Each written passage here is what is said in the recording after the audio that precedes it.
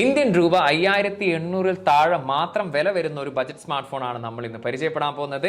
Redmi A5 സംഭവം ഒരു budget smart phone ആണെങ്കിലും ചില കാര്യങ്ങൾ ശരിക്കും ഞെട്ടിച്ചിട്ടുണ്ട് എന്ന് തന്നെ പറയാൻ പറ്റും.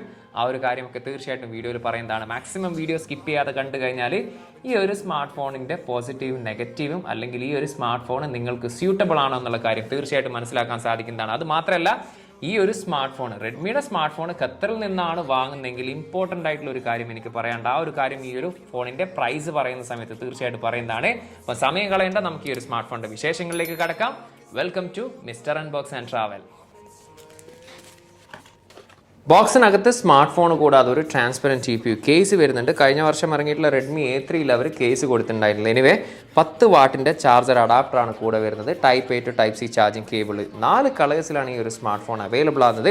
നമ്മുടെ കയ്യിലുള്ളത് സാൻറ്റി ഗോൾഡ് എന്ന് പറയുന്ന കളറാണ്. ഇത് കൂടാതെ ബ്ലാക്കിലും ഗ്രീനിലും ബ്ലൂവിലും അവൈലബിൾ ആണ്. Design and build quality, especially ഡിസൈനെ കുറിച്ച് പറയാനാണെങ്കിൽ എൻ്റെ ഒരു പേഴ്സണലി എനിക്ക് ഫീൽ ചെയ്ത കാര്യം എന്ന് പറയുന്നത്, ഒറ്റ നോട്ടത്തിൽ നോക്കുകയാണെങ്കിൽ നമ്മൾ ഈ ഒരു പ്രൈസ് സെഗ്മെൻറ്റിൽ ഒരു സ്മാർട്ട് ഫോൺ എന്നുള്ള രീതിയിൽ ഫീൽ ചെയ്യില്ല. കുറച്ചും കൂടി ഒരു പ്രൈസ് ഉള്ള ഒരു സ്മാർട്ട് ഫോൺ എന്നുള്ള രീതിയിലാണ് ഡിസൈനിൽ എനിക്ക് ഫീൽ ചെയ്തിട്ടുള്ളത്. അതുപോലെ തന്നെ ആ ഒരു ബാക്ക് പാനലും ബോഡി ഫ്രെയിം യൂസ് ചെയ്തിരിക്കുന്ന പ്ലാസ്റ്റിക് ആണ്. മാറ്റ് ഫിനിഷ് എന്നുള്ള രീതിയിലാണ് ബാക്ക് പാനൽ യൂസ് ചെയ്തിരിക്കുന്നത്. 8.26 mm ബോഡി തിക്നെസ്സും 193 ഗ്രാമാണ് ബോഡി വെയിറ്റ് വരുന്നത്. അതുപോലെ തന്നെ അത്യാവശ്യം സ്റ്റൈലിഷ് ആയിട്ട് നിൽക്കുന്ന രീതിയിലുള്ള ക്യാമറ മൊഡ്യൂളാണ് വരുന്നത്. എനിവേ റൈറ്റ് സൈഡിലാണ് ഫിംഗർ പ്രിന്റ് സ്കാനറോട് കൂടിയിട്ടുള്ള പവർ ബട്ടണും അതുപോലെ തന്നെ വോളിയം ബ്രോക്കേഴ്സ് ഉൾപ്പെടുത്തിയിരിക്കുന്നത്. മുകൾ വശത്തായിട്ട് സ്പീക്കറുകളിൽ ലെഫ്റ്റ് സൈഡിലാണ് സിം ട്രേ വരുന്നത്. 3 കാർഡ് സ്ലോട്ട്, ഒരേ സമയം 2 nano SIM card plus memory card എന്നുള്ള രീതിയിൽ. താഴ്വശത്തായിട്ട് internal mic, Type C charging port, 3.5 mm earphone jack. ഇത്രയും കാര്യങ്ങളാണ് ഒറ്റ നോട്ടത്തിൽ ഡിസൈനിൽ കാണാൻ സാധിച്ചിട്ടുള്ളത്. ഞാൻ തുടക്കത്തിൽ പറഞ്ഞ പോലെ തന്നെ എനിക്ക് ഈ ഒരു ഡിസൈൻ അത്യാവശ്യം ഒരു സാറ്റിസ്ഫൈഡ് എന്നുള്ള രീതിയിലാണ് ഫീൽ ചെയ്തിട്ടുള്ളത്. എന്താണോ നിങ്ങൾക്ക് ഫീൽ ചെയ്യുന്നത് തീർച്ചയായിട്ടും ആ ഒരു കാര്യം ഒന്ന് കമൻറ്റ് ചെയ്തോളി. ഡിസ്പ്ലേ വരുന്നത് 6.88 ഇഞ്ചിൻ്റെ IPS LCD ഡിസ്പ്ലേ ആണ്. HD+ ആണ് റെസൊല്യൂഷന്. 120 Hz ആണ് റിഫ്രഷ് റേറ്റ് യൂസ് ചെയ്തിരിക്കുന്നത്. 120 Hz ആയതുകൊണ്ട് തന്നെ അത്യാവശ്യം ഒരു സ്മൂത്ത് ആയിട്ടുള്ള ഡിസ്പ്ലേ ആയിട്ടാണ് എനിക്ക് ഫീൽ ചെയ്തിട്ടുള്ളത്. 450 nits ആണ് ഇതിൻ്റെ മാക്സിമം ബ്രൈറ്റ്നസ് ലെവൽ. ഇൻഡോറിലൊക്കെ അത്യാവശ്യം നല്ല രീതിയിലുള്ള ഒരു വിസിബിലിറ്റി നമുക്ക് ലഭിക്കുന്നുണ്ടെങ്കിൽ പുറത്ത് പോകുന്ന സമയത്ത് അണ്ടർ ദ സൺലൈറ്റ് ഒരു ഇത്തിരി സ്ട്രഗിൾ ചെയ്യും. കാരണം ഈ ഒരു പ്രൈസ് സെഗ്മെന്റ് ആയതുകൊണ്ട് ഞാൻ അതൊരു പോരായ്മയായിട്ട് ഞാൻ അത് എടുത്ത് പറയുന്നില്ല. അതുപോലെ 260 പിക്സൽ പെർ ഇഞ്ചാണ് ഇതിൻ്റെ ഡെൻസിറ്റി. കുഴപ്പമില്ലാത്ത രീതിയിലുള്ള ഒരു ഡിസ്പ്ലേ ക്വാളിറ്റി നമുക്ക് ഇതിൽ കാണാൻ സാധിക്കുന്നുണ്ട്. ഓവറോൾ പറയാനാണെങ്കിൽ ഈ ഒരു പ്രൈസ് സെഗ്മെന്റിൽ ഒരു ഡീസന്റ് ഡിസ്പ്ലേ എന്നുള്ള രീതിയിലാണ് എനിക്കിത് ഫീൽ ചെയ്തിട്ടുള്ളത്. യൂണിസോക്കിന്റെ T7250 എന്ന് പറയുന്ന 4G ചിപ്സെറ്റ് ആണ് ഈ ഒരു സ്മാർട്ട് ഫോണിൽ യൂസ് ചെയ്തിരിക്കുന്നത്. 12 നാനോമീറ്റർ ടെക്നോളജിയിൽ ഒക്ടാ കോറിൽ 1.8 GHz ആണ് ക്ലോക്ക് സ്പീഡ്. ഇനി പെർഫോമൻസ് ആയിട്ടിനെ കുറിച്ച് പറയുന്നതിന് മുമ്പ് ഞാൻ വീഡിയോയുടെ തുടക്കത്തിൽ പറഞ്ഞിട്ടുള്ള ഞെട്ടിച്ച ഒരു കാര്യം എന്ന് പറയുന്നത് പെർഫോമൻസ് തന്നെയാണ്. എസ്പെഷ്യലി Redmi A3 കഴിഞ്ഞ വർഷത്തെ ഞാൻ യൂസ് ചെയ്തിട്ട് ഈ ഒരു A5ലേക്ക് മാറിയ സമയത്ത് ഭയങ്കരമായിട്ടുള്ളൊരു വ്യത്യാസം തന്നെ എനിക്ക് ഫീൽ ചെയ്തിട്ടുണ്ട്. എസ്പെഷ്യലി ഇത്രയും ദിവസം യൂസ് ചെയ്തിട്ട് നമ്മളൊരു നോർമൽ യൂസേജിൽ എനിക്ക് അങ്ങനെ പറയത്തക്ക രീതിയിലുള്ള ലാഗിങ്ങോ അല്ലെങ്കിൽ വേറെ എന്തെങ്കിലും ഇഷ്യൂസോ കാര്യങ്ങളൊന്നുമില്ല.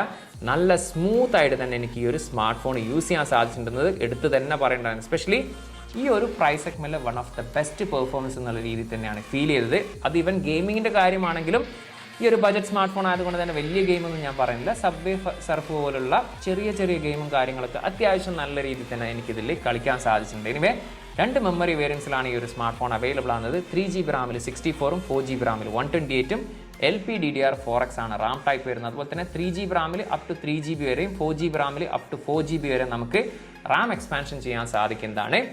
എനിവേ 3 കാർഡ് സ്ലോട്ടാണ് ഇതിൽ ഉപയോഗിച്ചിരിക്കുന്നത്. 2 nano SIM card plus memory card എന്നുള്ള രീതിയിൽ നമുക്ക് ഈ ഒരു സ്മാർട്ട് ഫോണിൽ യൂസ് ചെയ്യാൻ സാധിക്കുന്നതാണ്. എനിവേ കണക്ടിവിറ്റിയുടെ സൈഡിലേക്ക് വന്നു കഴിഞ്ഞാൽ ഡ്യുവൽ ബാൻഡ് വൈഫൈ സപ്പോർട്ടാണ്, ഡ്യുവൽ 4G LTE ഇതിൽ സപ്പോർട്ടാണ്, ബ്ലൂടൂത്തിന്റെ 5.2 ആണ് വരുന്നത്.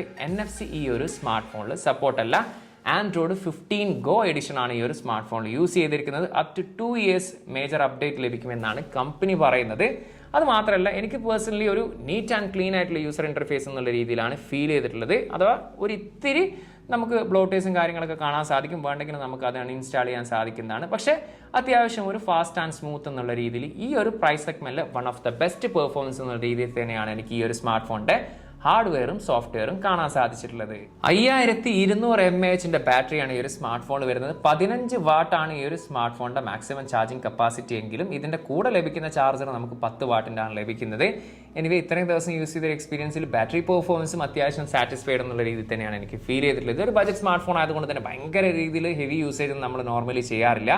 ഇനി അത്തരത്തിൽ യൂസ് ചെയ്താൽ പോലും ഏകദേശം ഒരു ദിവസത്തിനടുത്തും, അതല്ല നമ്മളൊരു നോർമൽ യൂസർ ആണെങ്കിൽ ഒരു ദിവസത്തിന് മുകളിലും ഈസി ആയിട്ട് ഈ ഒരു സ്മാർട്ട് ഫോൺ യൂസ് ചെയ്യാൻ സാധിക്കുന്നതാണ്. സിംഗിൾ സ്പീക്കറാണ് ഈ ഒരു സ്മാർട്ട് ഫോണിൽ വരുന്നത്.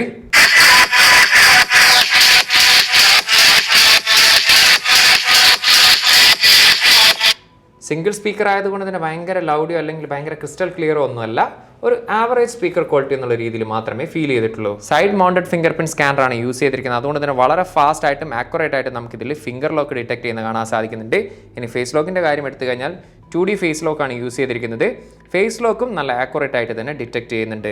ക്യാമറയുടെ സൈഡിലേക്ക് വന്നു കഴിഞ്ഞാൽ 32 മെഗാ പിക്സലിന്റെ മെയിൻ ലെൻസും രണ്ടാമത്തെ വരുന്ന ഓക്സിലറി ലെൻസാണ്. അതുപോലെ തന്നെ 8 മെഗാ പിക്സലിന്റെ സെൽഫി ക്യാമറയാണ് ഉൾപ്പെടുത്തിയിരിക്കുന്നത്. ക്യാമറ പെർഫോമൻസിനെ കുറിച്ച് പറയാനാണെങ്കിൽ റിയർ ക്യാമറയിലാണെങ്കിലും സെൽഫി ക്യാമറയിലൊക്കെ ആണെങ്കിലും ഡേ ലൈറ്റിൽ അത്യാവശ്യം നല്ല രീതിയിലുള്ള ഫോട്ടോസ് എന്നുള്ള രീതിയിൽ തന്നെയാണ് മിക്ക സമയത്തും നമുക്ക് ലഭിച്ചിട്ടുള്ളത്. അതായത് ഈ ഒരു പ്രൈസ് സെഗ്മെന്റിൽ അത്യാവശ്യം നല്ല ഒരു ക്വാളിറ്റി ഉള്ള ഫോട്ടോസ് ആയിട്ട് തന്നെയാണ് എനിക്ക് ഫീൽ ചെയ്തിട്ടുള്ളത്. അതായത് ചുരുക്കി പറഞ്ഞാൽ ഈ ഒരു പ്രൈസ് സെഗ്മെന്റിൽ one of the best camera performance എന്നുള്ള രീതിയിൽ തന്നെയാണ് എനിക്ക് ഫീൽ ചെയ്തിട്ടുള്ളത്. ഈ ഒരു സ്മാർട്ട് ഫോണിന്റെ പ്രൈസ് ഇവിടെ ഖത്തറിൽ വരുന്നത് 3+64GB 249 ഖത്തറിയാൽ, ഏകദേശം ഇന്ത്യയുടെ 5800 രൂപയും 4+128 299 ഖത്തറിയാലാണ് ഒഫീഷ്യലി വരുന്നത്. ഏകദേശം ഇന്ത്യയുടെ 7000 രൂപയാണ് ഒഫീഷ്യൽ പ്രൈസ് വരുന്നത്. എനിവേ തുടക്കത്തിൽ ഞാൻ വീഡിയോയിൽ പറഞ്ഞ പോലെ തന്നെ ഖത്തറിൽ നിന്നാണ് ഈ ഒരു റെഡ്മി സ്മാർട്ട് ഫോണുകൾ വാങ്ങുന്നതെങ്കിൽ തീർച്ചയായിട്ടും ശ്രദ്ധിക്കേണ്ട കാര്യം എന്ന് പറയുന്നത്, നിങ്ങൾ വാങ്ങുന്ന സ്മാർട്ട് ഫോണിന്റെ ബോക്സിന് മുകളിലായിട്ട് ഇന്റർടെക്കിന്റെ 2 years വാറന്റി എംബ്ലം ഉണ്ടെന്നുള്ള കാര്യം ഉറപ്പുവരുത്തുക. കാരണം റെഡ്മി സ്മാർട്ട് ഫോണുകളുടെ ഡിസ്ട്രിബ്യൂട്ടർ എന്ന് പറയുന്ന ഇന്റർടെക് ആണ്. ആ ഒരു കാര്യം ഉറപ്പുവരുത്തിയെങ്കിൽ മാത്രമേ നിങ്ങൾക്ക് ലഭിക്കുന്ന സ്മാർട്ട് ഫോൺ 100% ജെന്യൂൻ ആണെന്നുള്ള കാര്യത്തിൽ ഒരു ഗ്യാരണ്ടി പറയാൻ സാധിക്കൂ. ഇതില്ലാത്ത സ്റ്റിക്കറുള്ള സ്മാർട്ട് ഫോണുകളൊക്കെയാണ് വാങ്ങുന്നതെങ്കിൽ ഒരുപക്ഷെ അത് ഒറിജിനൽ ആവാം, അല്ലെങ്കിൽ കോപ്പി ആവും. ഇനി അതുമല്ലെങ്കിൽ വാറന്റി ഖത്തറിൽ ക്ലെയിം ചെയ്യാൻ ഒരിക്കലും സാധിക്കില്ല എന്നൊരു ഇമ്പോർട്ടൻ്റ് ആയിട്ടുള്ള കാര്യം കൂടി ശ്രദ്ധിക്കുക. എനിവേ ഓവറോൾ ഈ ഒരു സ്മാർട്ട് ഫോണിനെ കുറിച്ച് പറയാനാണെങ്കിൽ നിങ്ങൾക്ക് ഒരു സെക്കൻഡറി സ്മാർട്ട് ഫോണായിട്ട് യൂസ് ചെയ്യാൻ ഒരു സ്മാർട്ട് ഫോൺ വേണം, അല്ലെങ്കിൽ ആർക്കെങ്കിലും ഒക്കെ ഒരു ഗിഫ്റ്റ് കൊടുക്കാൻ ഒരു സ്മാർട്ട് ഫോൺ വേണം, അത്യാവശ്യം ഒരു ലുക്ക് ആയിട്ടുള്ളതും അത്യാവശ്യം നല്ല രീതിയിലുള്ള വർക്കും ഈ ഒരു പ്രൈസിൽ വേർത്ത് എന്നുള്ള രീതിയിലുള്ള ഒരു സ്മാർട്ട് ഫോണാണ് തേടുന്നതെങ്കിൽ തീർച്ചയായിട്ടും പരിഗണിക്കാൻ പറ്റുന്ന ഒരു സ്മാർട്ട് ഫോൺ തന്നെയാണ് ഈ ഒരു Redmi A5 എന്ന് പറയുന്നത്. എനിവേ എന്താണ് ഈ ഒരു സ്മാർട്ട് ഫോണിനെ കുറിച്ച് നിങ്ങൾക്ക് ഫീൽ ചെയ്യുന്നത്, അല്ലെങ്കിൽ ഈ ഒരു സ്മാർട്ട് ഫോൺ യൂസ് ചെയ്യുന്ന ആരെങ്കിലും ഉണ്ടെങ്കിൽ നിങ്ങളുടെ ഒപ്പീനിയൻ തീർച്ചയായിട്ടും കമന്റ് ചെയ്യാവുന്നതാണ്. ടെക് സംബന്ധമായിട്ടുള്ള സംശയങ്ങളും കാര്യങ്ങളും ഉണ്ടെങ്കിൽ ഇൻസ്റ്റാഗ്രാമിൻ്റെയും ഫേസ്ബുക്കിൻ്റെയും ലിങ്ക് ഡിസ്ക്രിപ്ഷനിലുണ്ട്, അവിടെ നിങ്ങൾക്ക് മെസ്സേജ് അയച്ച് ചോദിക്കാവുന്നതാണ്. വീഡിയോസും ചാനൽ യൂസ്ഫുൾ ആണെന്ന് കരുതിയാൽ ചാനൽ ഇതുവരെ സബ്സ്ക്രൈബ് ചെയ്തില്ലെങ്കിൽ ചാനൽ സബ്സ്ക്രൈബ് ചെയ്യുന്ന കാര്യം കൂടി ഒന്ന് പരിഗണിച്ചോളെ. അപ്പം മറ്റൊരു പുതിയ വീഡിയോയിൽ കാണാമെന്ന പ്രതീക്ഷയിൽ തൽക്കാലം ഞാൻ ഇവിടെ പറയുന്നു. സെയ്ദ് ഇർഷാദ്.